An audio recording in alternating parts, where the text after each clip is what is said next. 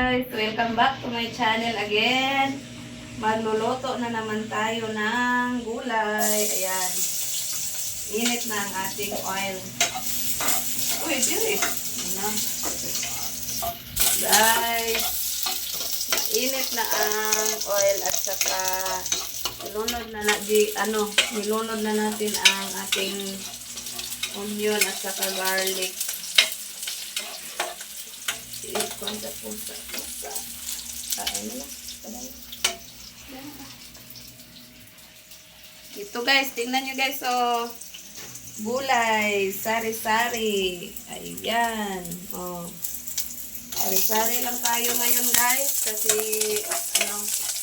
wala na tayong pambili ng isda.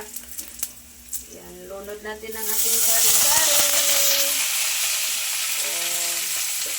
Pagkatapos, mikos-mikos ng konti.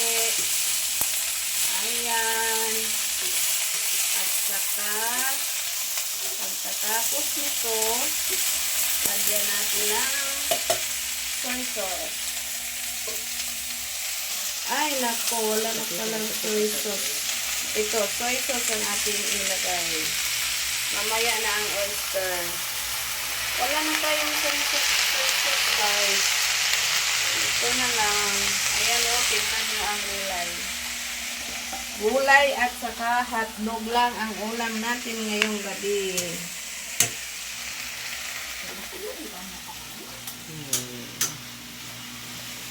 Ayan, pagkatapos natin nilagyan ng soy sauce, lagyan natin ng kunting magic sarap. Promote. Guys, magic sarap ang katapat nito. Sarap pa, minagic na. Ayan. Busin na lang natin to, konti na lang man to. Anong taas to?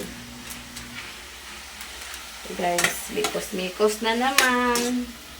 At saka pagkatapos nito guys, takpan muna natin ng ilang minuto. Ay, nako. Takpan muna natin guys. I-post. Okay, padayon daw niya. Ay, nakaisak. Guys, ating lagyan natin ng itlog. Tasting lang to guys, tasting. Naisipan kong lagyan ng itlog, isa lang. Ayan. Mikos-mikos na naman tayo guys. Parang masarap tong lagyan ng itlog. Kaya iniskingan ko lang guys. Sariling recipe lang to guys. Sariling recipe.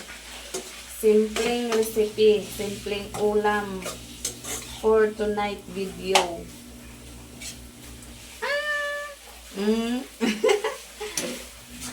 Luto na ang ating gulay with egg. At ilagay na natin itong sibuyas natin. Ayan.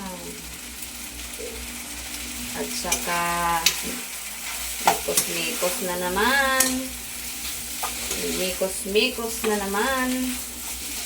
Ayan guys, luto na guys. Pwede na natin i-hain sa ating mesa. Ayan, thank you for watching.